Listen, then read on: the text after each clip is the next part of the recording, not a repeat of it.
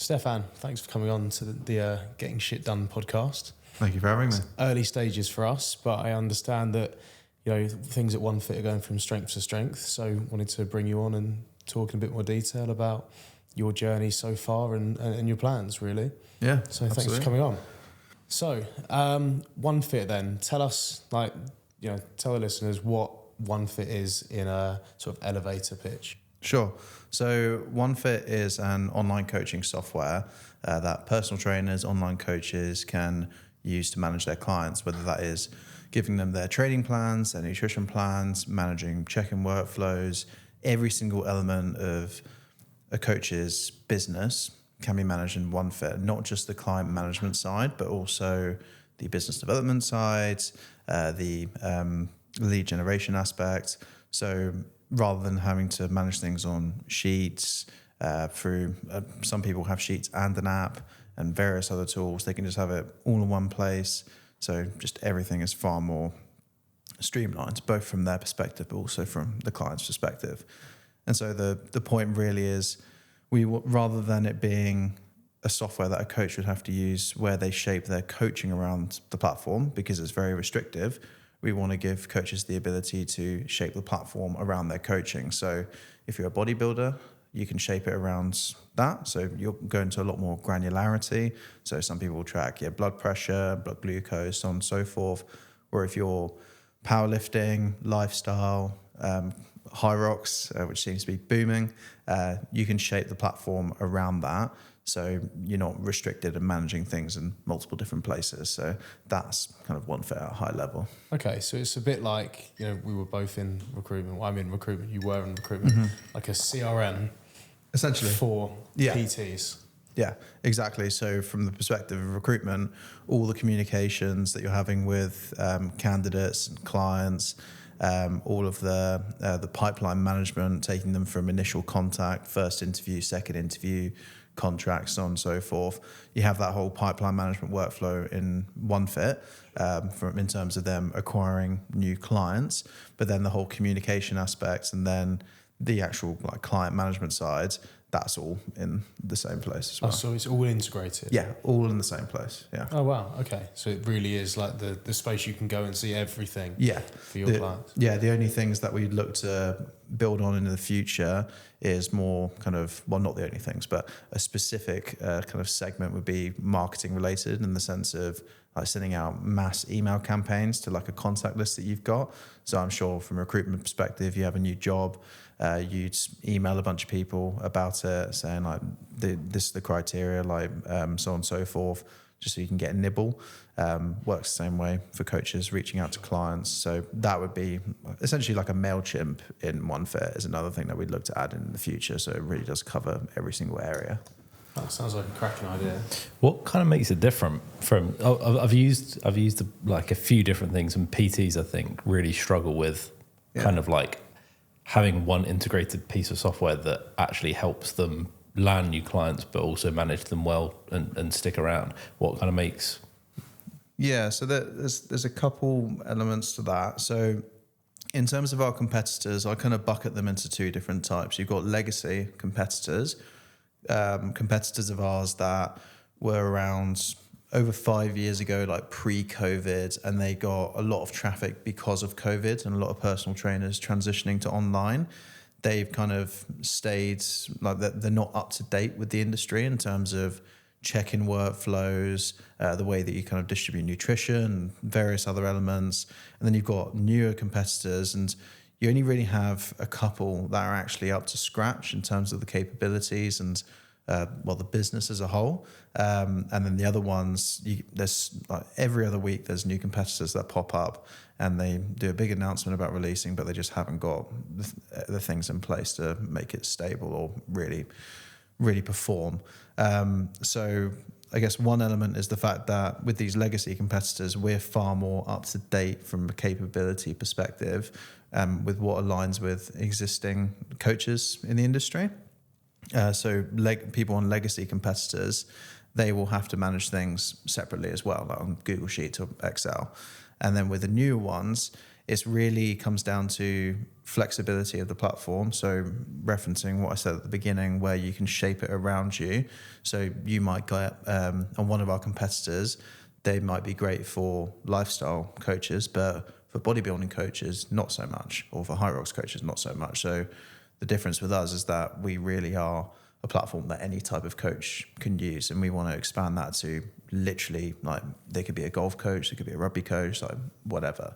And another big thing is just our technical capabilities from the perspective of our speed of development. So the rate at which we put new features out, the stability of the platform. So most of our competitors, particularly the new ones, are constantly having technical issues, whereas that's very rare for it to occur with us.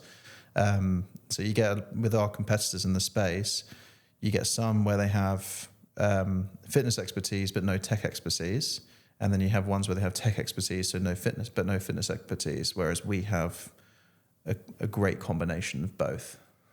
So what was like the light bulb moment? What sparked One Fit?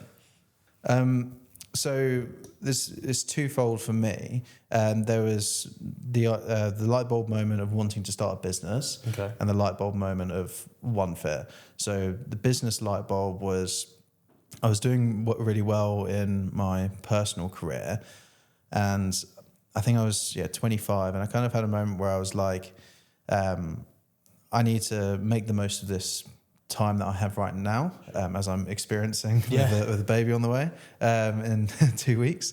I need to make the most of this time now, because this is the perfect time where obviously I had responsibilities, but my responsibilities were only going to continue to increase as the years go on. So I was like, now's the perfect time to do it.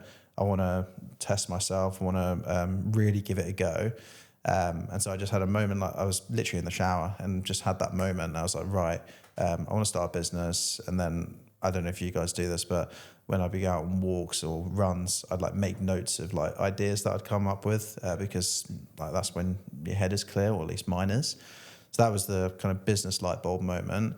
One Fit kind of came about over experiences over years that I had. So my housemate at uni, not Seb, Alex, he's a personal trainer, and he coached me on one of our now competitors, True Coach. And that was pre-COVID and during COVID. And at the time, True Coach was the market leader, and the client experience was just so limited, like really, really poor. And I was like, how is this like the market leading software? Because it's just not up to standard. And at the same time, I was every single day dealing with the market leading software, but in the financial space, I was like, well, I can see how powerful and like how valuable you can make a piece of software. Let's just take that and put it in a space that I'm actually passionate about. And so that for me was the moment where I was like, okay, I've seen what the best is and it's not good. I've seen what the best is in another space and it's really good. Let's take that inspiration and put it into a space that needs a bit of love. So do you think that the timing of that then is maybe based around, 3, 4, 5 years ago, PTs would put up with a clunky software. Yes, yeah. Whereas now we have everything at our fingertips. Fitness is booming. It's all you can see on social media. Almost, that is like, right, I want to start a business, and the timing is bang on. Let's run at this 100 miles an hour. Yeah, I'd say the timing would have been perfect a year or two prior. Okay. But it was still very good timing. But yeah, it's interesting that you mentioned that, because it was at a point back then during COVID where people had to put up with the software, where now we're in a phase in the industry where every other day you get new feature requests that other platforms don't have. And then with AI as well, people are getting incredibly creative when some people may not have the right to be so creative in terms of feature requests, but it's going to transition into they want like this to do literally everything, like wipe their ass as well. Like one coach said to us, so to give you a bit of insight on when I'm referring to a check-in, typically every week a coach will have like a check-in with a client, a weekly check-in, where they'll get them to upload their pictures and like fill out a form and like give them all this context, and the coach will respond with like what their plan for the week is and changes that they're making. We had one coach say to us, can we get OneFit to take all this context that they've given me and then feed that into ChatGPT and then send them a summary back. So it's like, okay, so you want it to do your job and you not do anything. So it's kind of getting to that point now where, like Runner. Yeah, exactly. Where they want to be so hands off, and I'm seeing it getting worse and worse. And interestingly, because of that, the kind of seasoned veteran coaches are just getting more and more popular because clients are kind of cluing onto it in the sense that they're realizing they're paying X amount a month and they're really not getting the output back. So hopefully it won't go too far down that route. Sure. That's one thing I found, especially with like online coaching versus in-person stuff, and actually speaking to somebody, you don't necessarily know if it's an online coach where that information's coming from as such. But when I've had PT sessions in person with somebody that knows you can talk to each other properly, that is so much more valuable than having somebody online that you don't even get to meet, you don't actually get to kind of communicate with. Yeah. That, it could just be ChatGPT, and it's, that's not necessarily tailored for you, which is kind of the whole point of personal training. Yeah, I personally think, so it really depends, because you could be in some really rural village where you haven't got a decent coach anywhere nearby. So it makes that tricky from that perspective. But I personally think the perfect combination is having online and in-person service as a client, because if it's the way I see it with a lot with in-person, you have one session a week with your coach, you smash yourself for an hour, and then you do whatever the fuck you want for the rest of the week, like eat like shit, don't train, and then all your progress is lost. And then you come in next week, your recovery is awful, and then you get smashed in the gym. So having those weekly sessions, but then having the online element of where your coach can see what you're tracking throughout the week, that you've got a plan to follow, and then still having those check-ins. It even means like when you go into the session, the coach has all the context of like, okay, you've had a pretty boozy weekend. That smashing you now is probably not going to do you any good. Or your sleep has been awful. Like, yeah, let's not smash you. Or your legs are killing. Let's do upper body. Like, it just gives you more context and it makes the session more productive. So I think a combination of the both is the most productive from what I've seen. But you'd be shocked. It's a lot more cost effective as well, right? Because it is expensive getting PTs and having that in person. So I guess the combination of both is the better way to go, isn't it? Really? Yeah, it's important. I mean, I've just come away from not a PT, but like a sort of life coach, not because he was bad, he was great, but he's moved away to Dubai, and where my life is on screens and on my phone, WhatsApping someone an update and having a half an hour Teams call is just blurs into one. Yeah. I can just feel like you're waiting for that time to be over when you should be utilising an expensive half an hour slot, right? Yeah. So I guess it gives people an opportunity to spend a little bit more time in person because the admin's being managed by the platform. Yeah.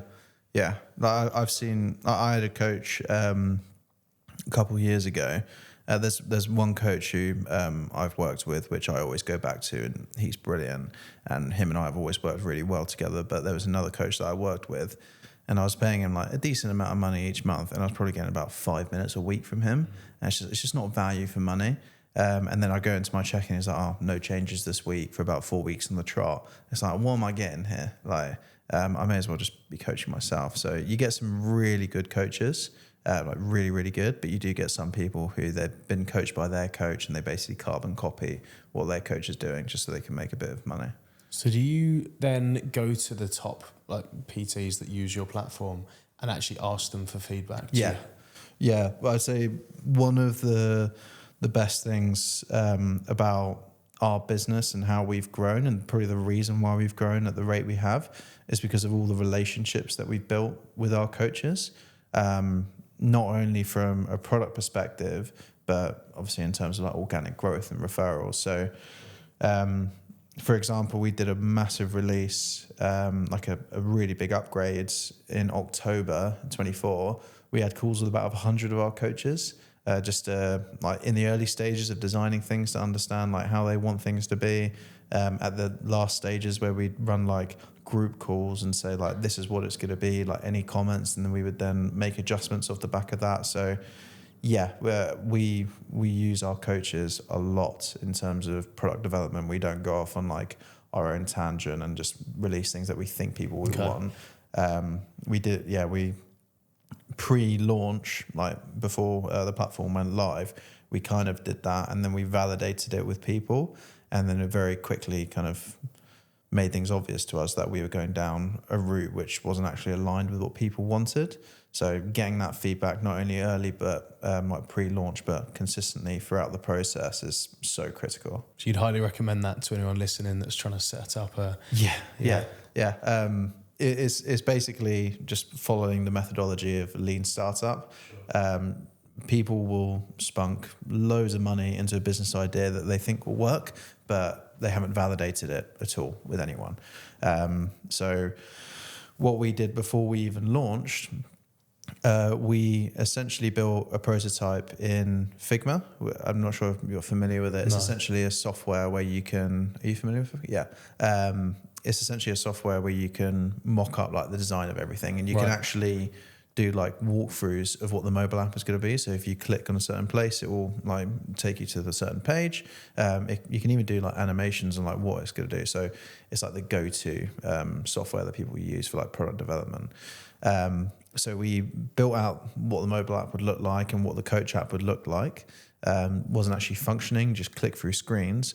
And we originally showed it to people in our network, like get their thoughts. But what you very quickly find out is that people will just blow smoke up your ass just to be nice to you. They'll be like, oh, this looks great, blah, blah, blah. Like they're not in a position where they want to really feel comfortable giving you negative feedback.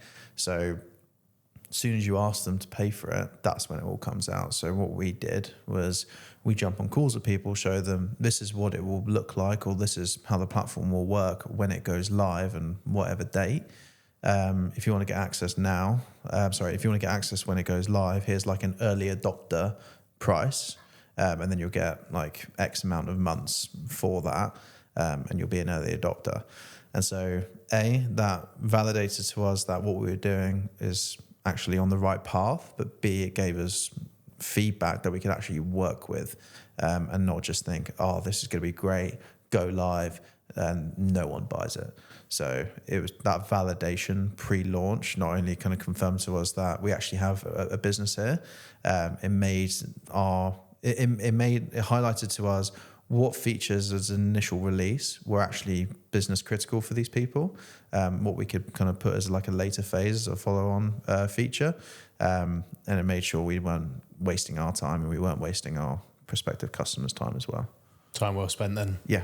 So how many users have you got now? Well, I guess how many clients have you got, and does that also feed through into how many people actually use your platform as well? Yeah, so we've got coaches and then we've got clients.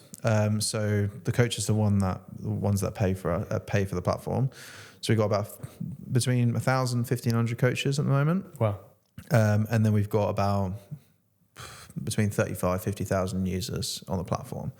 And that obviously changes constantly, because like we could have 1 month, we could have, let's say 40,000 users, and then next month have 40,000 users again, but a lot of them could be completely different people, because like people will come and go.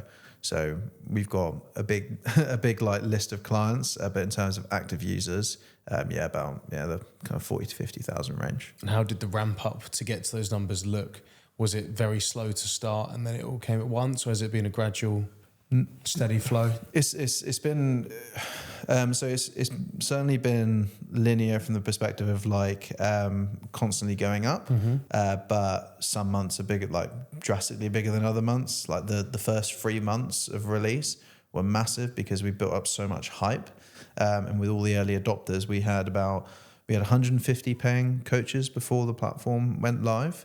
And so day of launch was mental, like everyone like getting set up, moving over all on the same day, posting on their stories, like moving over to OneFit.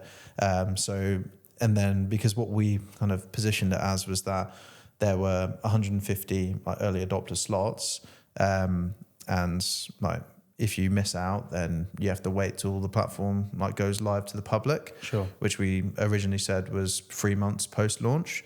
And so what we then found was post that kind of early adopter periods, there was so many people like what we positioned as the waiting list. So we had a massive list of people, which then was on a type form in the waiting list, waiting to come onto the platform. And so not only did we have like 150 coaches come on the platform from day one, we then had a huge influx of people over the next however many months. And that then, it was like a gradual increase till the end of the year. So we launched end of June. And then January and February are like the biggest months within fitness or like within coaching, because everyone's like new year, new me. And that was another huge influx. And then again, it was kind of, and the whole platform wasn't just go onto the website and sign up at that point. It was, you have to go through a call, you have to speak to me, or you have to be referred to get onto the platform. So it was invite only. So there was like a barrier to entry, which again kind of built that exclusivity of the product, which worked in our favor. Also helped from the perspective of building relationships with our coaches, because like I would jump on calls with people and they'd say, I was referred to the platform. And I'd say, oh, who referred you? And I'd know who they are. I'd know, like, because I've spoken to all of them. So it helped from that perspective as well. Even when we might not necessarily encounter issues, but we might be going through more difficult periods, because we had such personal relationships with all of them. It made that process so much easier.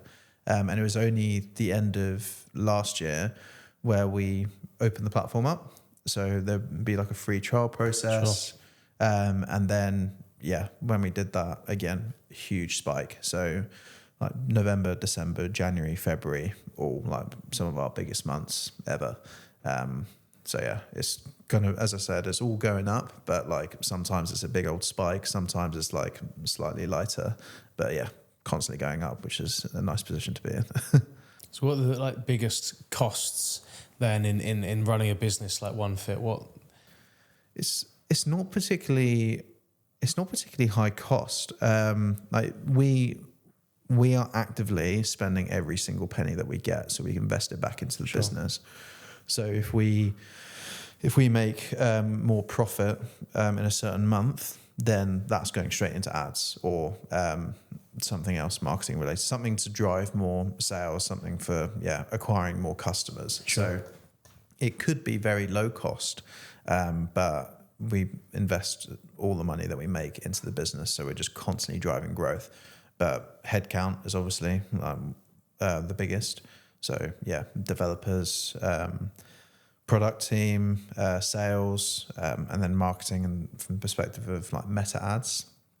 And then obviously there's like AWS, so like server costs and things like that. But generally the costs aren't too substantial. It's more just how much do we want to spend to drive the growth of the business. So what's your headcount now?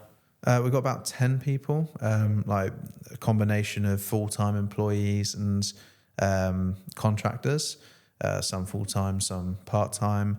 But we try to stay as lean as possible at the same time.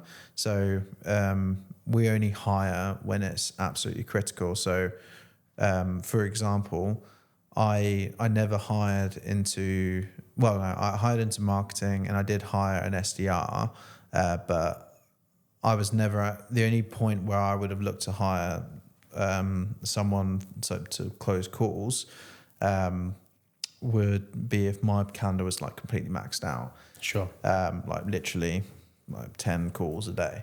And so I was at 20, 30, 40 calls a week. But it was still sustainable within like the hours that I was doing. It would only be if it was just becoming unmanageable. Like for example, when we hired into product, that's because Aaron was underwater and had so much on his plate, and we really wanted to accelerate product, so we hired into product. So we've stayed lean, but at the same time, we're a decent. Well, I like to think we're a decent sized team at this point. Was there a point kind of when you were building the business where? Because I imagine sort of when you started out, it was kind of like, is this kind of thing going to work? Was there a point where it clicked and you would like, this is definitely going to take off now type moment? You get it's I wouldn't say it's like a moment where everything felt great after that. You get good days which feel amazing, and you're like, oh, like you get some big coach that comes onto the platform, you feel great, or you have a really big sales day, and like it certainly is good validation and it makes you feel good about things. But sometimes that is immediately followed by a really shit day, and so it's just. Sometimes you do need to take a step back and just look at what you've built so far. Like there are some, like we had a period in October where it just felt like the world was ending. Like everything was going on, not just like business related, but like personally for each of us as well. And it was just like, oh my God. But then when you take a step back and like look at what you've built, it's certainly validating from that perspective. It makes you feel better. But I wouldn't say there was a moment, I guess maybe launch day and seeing everyone on board onto the platform. Granted, that was one of the most stressful days of my life, but it was certainly nice to see how excited everyone was to get onto the platform, people actually using it and not really, and like us as a whole, not really encountering many, if any, technical issues.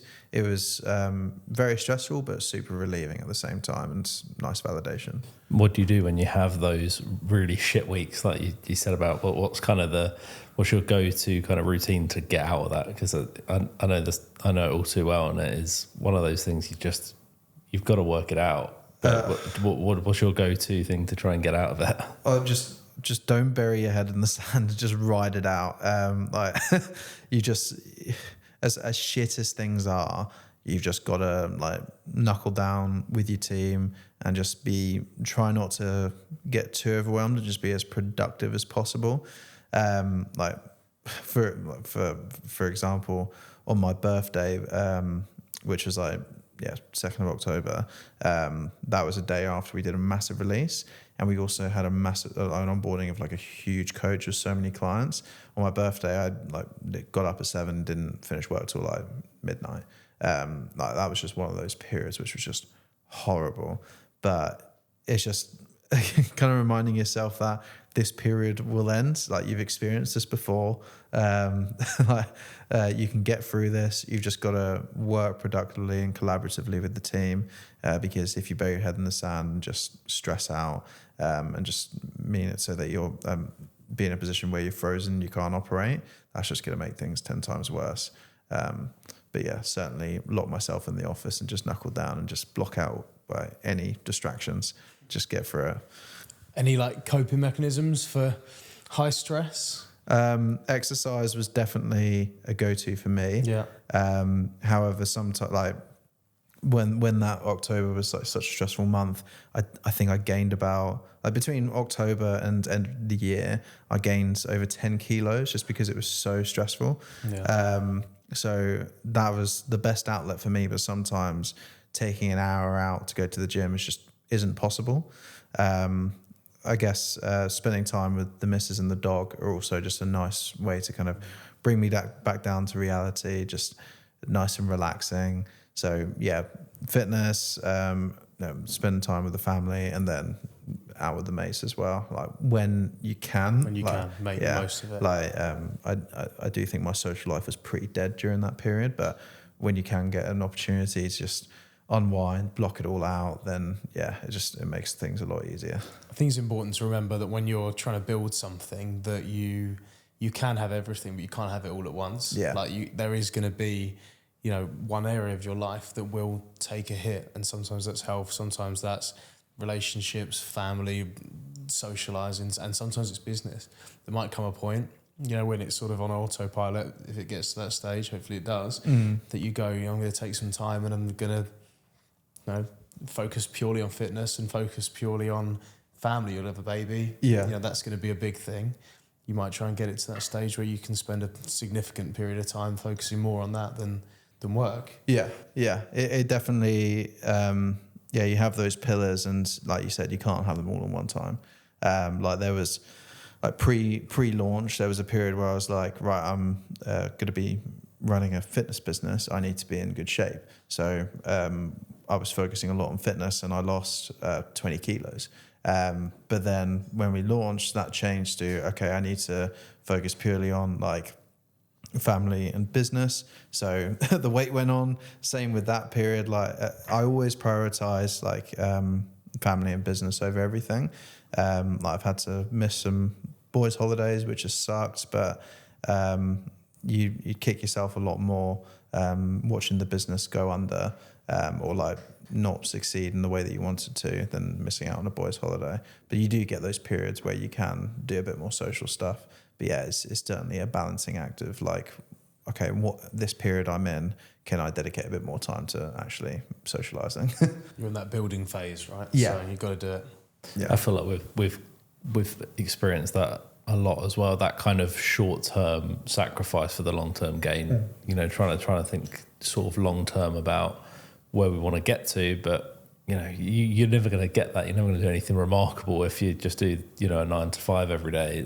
You're never going to get that, are you? Yeah, and that light bulb moment we referenced earlier, I very much said to myself, put everything you can in now so that you get the rewards of that later. Like even if the business doesn't, like say we don't exit it for like however much, don't walk away a millionaire from it, the experience that you've gained in that is just like ridiculous. Like the rate at which you've grown is accelerated massively. Like even just from the perspective of in a 9 to 5, you're working 40 hours a week. In a business, you're working 100. What I've done, what someone doing a 9 to 5 has done in a year, I've done the equivalent of like 2.5 years of work. And again, you can always look into the productivity of that, like of those 8 hours that people are doing. How much is that actually productive work? Whittle that down. Yeah, exactly. And so I've had moments where I've been speaking to someone and I expect them to be, I don't know, I feel older than them when I'm talking to them about like work and business. And then I very quickly realize I'm actually like 5 years younger than them, like after I've asked them. And yeah, it's crazy the rate at which your growth accelerates when you're working that much, that level of productivity, and you're bought in with the business versus just kind of a passenger within the business. So what do the sort of numbers look like for the business at the moment, and what's the 2-3 year plan? Yeah, so in terms of revenue. Yeah.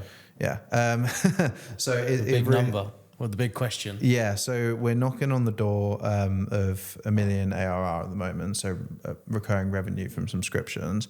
And right now that is all in like monthly subscriptions that people are paying. We want to expand that so it's not just a single offering. We have like a multi-offering solution. So, for example, if you stand like a new starter, if you've got like a big team of coaches, so on and so forth, or you're just like an influencer, that where you're really just the face of the business and you have a team behind you that actually do the coaching, you get a lot of that. We want to have different offerings for these different types of coaches, and then different offerings from like a product perspective as well. So it's not just that one kind of pathway that people can go down, there's different pathways. And so that will open things up from that perspective. But it really is just a case of every single target that we hit, let's double it in 6 months. So one of our targets was we want to get to 50k MRR, like monthly recurring revenue, by this date. It was like it would have been like a 30% increase on recurring revenue, or 50%. 50% increase on our monthly recurring revenue at that point. Like we want to get to this in like 3 months. And so it was like, oh, how are we going to do that? Like based off of our numbers. And so it was just a huge push. Like the pressure that I kind of felt in that period with everything kind of falling on my shoulders was ridiculous. And then it was like, okay, we've hit it. Now we need to double that, and we need to do that in 6 months. And so it will very much just be that case of like, right, when we've hit like 100k MRR, what can we do to get to 200k MRR in 6 months, a year, so on and so forth. So is that driven from necessity, want, or is there a sort of method behind the double and go for it? It's just a case of right. So what do we do to hit that target? Is it repeatable? And what can we do to take that process and how we got to that target and accelerate it even further to get us to this point? And so it's just like every single milestone that we hit, how do we do it? What was the process? Is it repeatable? If yes, let's do that, but accelerate it even harder. And what can we do to kind of push it even harder?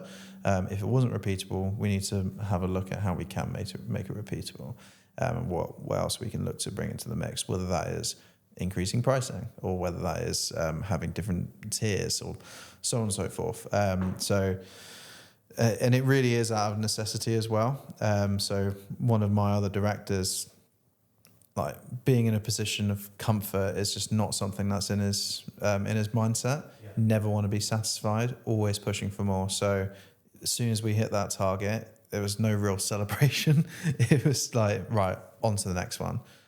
So yeah, necessity because always pushing for more, but yeah, that's kind of the process that we're looking at. That's typical of successful people. They're not happy with average. They're not happy with hitting the target. You know, when you hit a target, it's the next, it's the next, it's the next. It's not win one thing or sell one product and you're done. It's the journey, right? Yeah, without a doubt.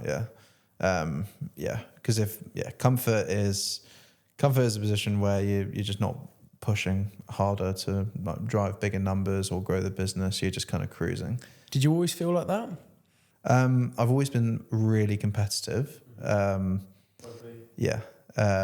dad as well. So he's like a competitive triathlete, and literally everything in my childhood was like, what can we turn into a competition? The day that I was taller than him broke his heart because that was a competition in itself. But yeah, I'm so competitive. At my past company, there was a challenge on who can build the most, like do the most billable hours in a 2-week period. And there was like obviously financial incentives behind it. And the second that went out, I was like, I'm not going to bed. Like I'm winning this. So there was like, who can build the most and who can be the first to reach 100 billable hours. And I did 106 hours by Saturday because I had to win it. I'm glad you said that because, you know, sometimes you think you're going insane when you sit in an office or you speak to people and they go, I do the same job as you. And then you mention, this is what we do or I do. And they go, oh, what? No. I've got to be home at 6 or I couldn't do that. I'm not interested in competition. And then eventually you filter out and you see the people at the top are always the people that are just, they want to win. They don't care. Yeah. It doesn't matter if it's, you get a £20 Nando's voucher or 100 grand at the end. It's like, I'm having it because it's mine. Yeah. And if there's an incentive trip, it's, I'm going on this trip in September and you're like blocking out the diary. And then if you don't go, it's because you've lost, not because you haven't won. And it's like that mentality, trying to bring that to life. I think if you always have that, I think you'll go far. We've signed up to a half Ironman, stupidly. I'm learning to swim. Harry's learning to swim. He's got 2 broken legs from a marathon he ran recently, well, not too recently, October. Are they less broken now? Another MRI booked him, so we'll figure out what the problem is at some point. But not good. But no, to be fair, a platform like OneFit would actually be really valuable, I think, for the Ironman training, purely because there's obviously multiple different sections of what we're training for. You know, we still need, like I personally need a swim coach still. My swimming's come a long way, but there's still a lot more to train on. So I still need a swimming coach, but also the actual strength needed for all 3 parts of that are kind of all relative to building strength in the gym. So a PT is really valuable, as well as the swim coach. And even sort of running coaches are all, you know, are quite good. I probably should get one with the fact that my legs don't really work. Well, but apart from that, you know, it's definitely worth thinking about. Well, yeah, I've done a couple sprint triathlons with my dad, and I would train in each of them, but nothing prepared me for running after the cycle, my legs were like jelly. On a sprint. Yeah, it was like so. Well, yeah, now I'm getting nervous. well, it was like because I didn't practice doing like a run straight after a cycle, so I could obviously swim 400 meters, cycle 20k, run 5k, all on their own individually, like absolutely fine, and more. But I do the swim, feel fine. Do the cycle. Like the cycle for me is the easiest part. But then I got off the bike and my legs just cramped, went like jelly. And it ended up like so in the second one that I did, so my dad's, it was basically a race round like a lake. Mm-hmm. And Dad won the race and then continued going, like back round, caught up with me and then pushed me to the finish line with like another, like the remaining 3K just because my legs kept cramping up. It's commitment. But yeah, nothing prepared me for that. So I definitely recommend practicing, going for a cycle and then running straight after. Got about 20 weeks now. Yeah. So we've got some, now that's We do training need block, to right? get some like actual training in of all three together. I think, to be fair, swimming into the cycle isn't so bad, but getting off that bike into the run, especially after cycling, 90 kilometers or something, and then running, it's going to be so hard. Gentle half. Yeah, just the gentle half. Just wait till we do the full Ironman next year, and then that's going to be even harder than that. But surprised you're not teeing up for a High Rocks or something. Yeah, well, I was going to do a half marathon in February, and then 2 weeks before, I rolled my ankle over the curb and like tore ligaments in my ankle. So that's ripped me off. I'm still recovering from it. Every night it just swells up. It's so debilitating. Very annoying, but I wanted to do a half Ironman this year if things kept going well, because the swimming, the running's the bit that I always struggle with the most. But I find at that point it's just mental. Sure. Like you can just lock in and just but I've never done a half marathon before. I've rescheduled it to August, and considering I still haven't gone for a run, I think it's going to be interesting. I think you'll be all right. Once you get going, you'll get through it. But the swimming cycle have never been an issue for me. It'd just be doing the run at the end, which is going to be challenging. That's the finishing touch, isn't it? Yeah. how do you manage obviously being so busy with work, but also, prepping to become a dad? Like it seems like you've got a lot going on. How are you kind of managing your time to be able to do everything? It's I've spoken to a lot of dads, and just to kind of get their perspective on things, get some advice. And I think the general consensus is the majority of dads that I've spoken to have just winged it. Like you feel nice and relaxed, or not necessarily nervous, and then it just all hits you all at once the baby arrives, and you just have to adapt. And so the biggest things for me in terms of what's taken up my time is looking after the missus. We've had a lot of appointments which have taken up a lot of time. And so it's the way that I've always looked at it from that perspective is if I've got an appointment that's taking me like an hour and a half, 2 hours out of my time in the day, I've got to make that up another time. Whether that's getting up early the next day, whether that's working later, whether it's, when I say working on the weekend, I've not worked on the weekend for like the past 2-3 years. But just I need to find the time to make up for that. Pardon me. So it's more just been actually trying to be supportive in the process that's taken up the majority of my time. I haven't been drowning myself in baby books and things like that. But I think it's going to be a whole new adaptation when the baby actually arrives. So I'll let you know how that goes when it happens. It's a big motivator. A lot of sales guys say hire someone that's either had a baby, bought a house, or bought an expensive car. So you've bought a house, you've got a baby on the way. Got a dog, yeah. You've got a dog. You just need the car and you'll be 100%. So I think you'll be just fine. Yeah, well, fingers crossed. But I want to look back to one of the things that you said earlier about winning. It's interesting you said that, because I think it was like end of last year, there were 2 things that we did as a team, which like me and the other directors, which we thought was really beneficial. Firstly, we did one of these personality tests. Okay, like a Thomas test. Yeah, I can't remember exactly what it's called, but it basically shows you like all your traits, what your kind of personality is. And what we would do is we'd look at, we'd do that test, look at ours, look at the teams, and then we'd sit down, like understand like how each person operates, so that we can be as productive as possible. And we also talk through like what is our kind of motivation, what drives us with this, like why are we doing this? And my answer to that was I want to win. Like all I want to do is win, and that's my key driver for everything. I hate losing. Where do you think that comes from? Like, is there something deeper? It's dad. Yeah, it's dad. Yeah, Just drilled in. Yeah, it's drilled in. Everything was a competition.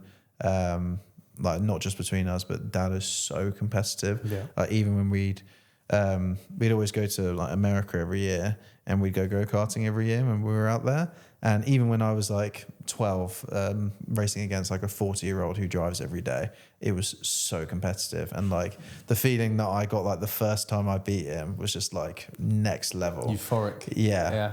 And so obviously it started there with dad, and then with rugby, it just kind of continued to build from that. But yeah, it was certainly drilled into me at a young age. So what does success look like for you? Is there an I've made it moment, or how do you view success? It's an interesting question, because I've thought about this loads, and I love the idea of just being able to do like whatever I want, whenever I want, in terms of like not having financial concerns, just be like, if the missus wants to go on holiday or I want to go on holiday, and like, yeah, books done, job done. I love that idea, but I don't think I've said this before. I don't think I could ever get to a point where, say, we sold the business for like decent, like really good money. Is there a number in mind? I'd like to at least be in the, for me to take home at least 8 figures. But yeah, we'll see. But even if I got to the point where I didn't have to work ever again, I don't think I could like not ever work again. I need something to keep me going. Like even there was a period where I quit my recruitment job, and like between then and when I started my new job, which was like 2.5 months, and my God, I was so bored in that period. And that was like 6 months into my professional career versus now when I'm however many years deep. I would just be so bored, just lost. Yeah, I wouldn't know what to do. I always need something that drives me, or something to build towards. But I certainly feel like I'd make it when I don't have to really worry financially anymore. But I've kind of, in the last year or so, my mindset has changed a lot more towards, I just want to spend more time with my family, and like build a wonderful life for my family. And so the business obviously comes into that, in the sense of like, I want to give my children, like, well, start with just the child, who knows if we have more. I want to give my family like the best life and opportunity as possible. And that's really my biggest driving factor at the moment. So if I can achieve that, then I would feel like I've made it. So we're going to move on then to the rapid fire round. All right, go on then. Okay. So no particular order. First thing you do in the morning. Shit. One fitness trend you think is overrated. What fitness trend? High rocks. Favorite failure. Ooh, of mine. Mm-hmm. Yeah. Favorite failure, probably not getting into uni the first time round, because that completely derails my experience of always getting because that completely derailed my experiencing of always getting what I wanted. And it put me into a completely different mindset where I actually had to grind for what I wanted. And so it put me down a completely different path, and has without a doubt led to where I am today with starting and growing a business. Class. One word to describe your journey so far. Tiring. Okay, and the final one, if your future child listens back to this episode one day, what would you want them to take from it? They're proud of Daddy and all the hard work that he's put in for his family. Class. That's a really good answer. Yeah, pretty good. Really, really good. Cool. Well, thanks, Stefan, for No coming worries. on. Thank you very much. It's been good to hear about sort of the journey that you've been on. I think we've got to check it out, your app out in a way that we can, somehow better ourselves for the Ironman training that we've got coming up. But it's good to hear about other people struggling through different times, and that, it's not just us, is it? So Yeah. We'll put a link in the description and stuff so people that want to have a look can click on and have a look around the website. But yeah, thank you very much, mate, for coming on, and look forward to having this episode out. Absolutely. Thank you, guys. Cheers, mate.